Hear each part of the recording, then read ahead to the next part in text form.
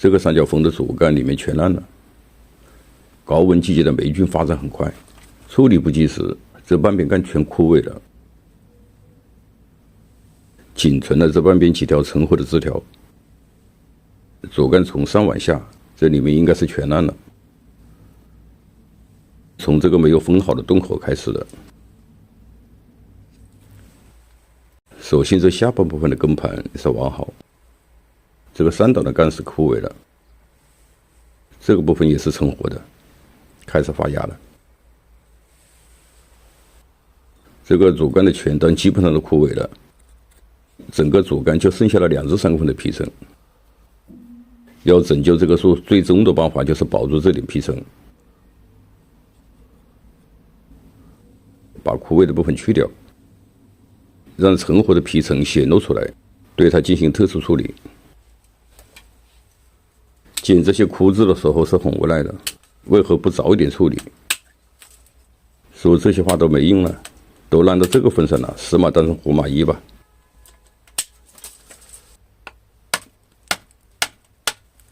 先把这个主干雕空，腐烂的部分全部清理干净，最终做一个枯面瓶颈，对它进行重新培养。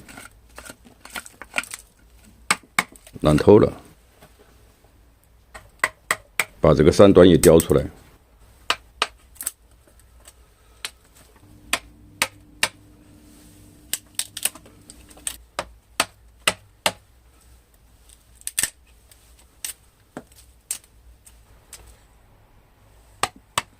把这个干雕薄一点，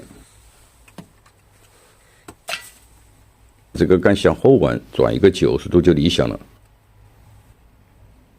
现在能转过来，但是向后弯有点困难。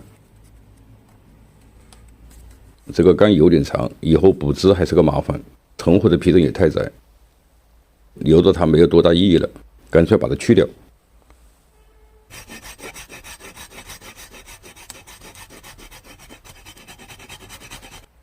把这个枝抬起来，利用这个枝做顶，形成一个向后弯的变化角度。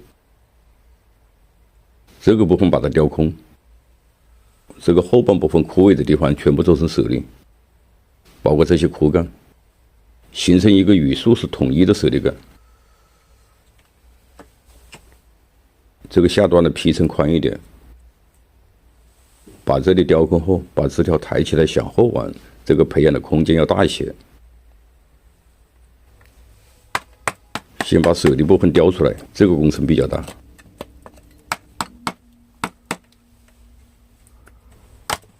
这个部分是要进行拿完的，把末子部分去掉一点。做这种操作要有耐心，只能边雕边试，逐步把它拿完。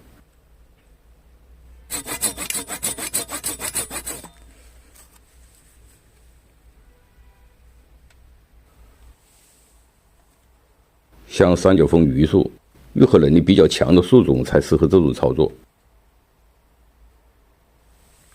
末子部分一次不能去掉太多，能达到向后弯的目的就可以了。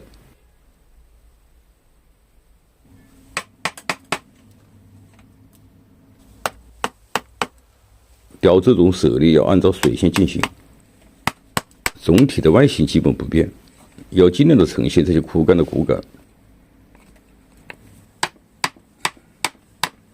把腐烂的部分全部雕干净。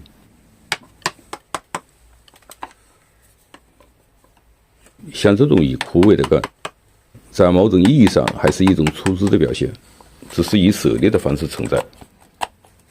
因此，在做舍利的造型要与总体的树势保持一致。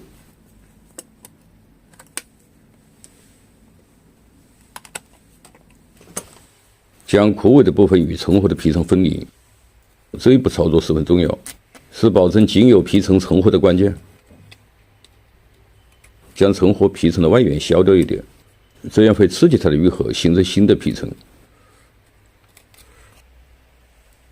这里是整个树拯救的重点。三角枫的愈合能力强，刺激它的愈合，皮层就会增宽。对这个大枯面也要把它的水线雕出来。枯并非是烂，枯的更深一层意义，体现了树的完全生命力。尤其是这种大面积枯萎的树桩，能雕刻好更多的一层枯木逢春的意境。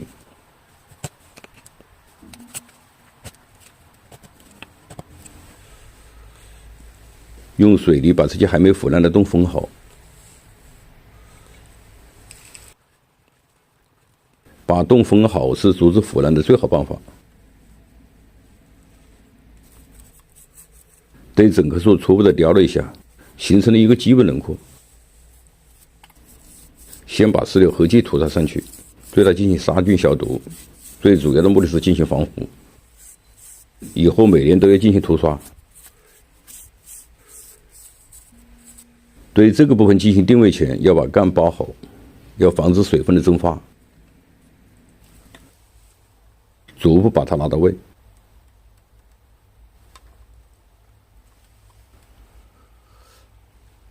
干呈上扬的趋势。放盆进行培养，原来的土基本去掉了，主要是防止病菌再次感染。用颗粒土进行育根，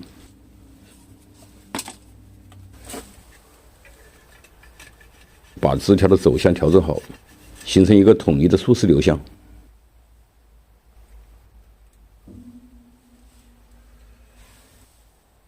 对这个部分是改后的保护重点，最后要贴上锡箔纸，主要是防止它的水分蒸发，加快它的愈合。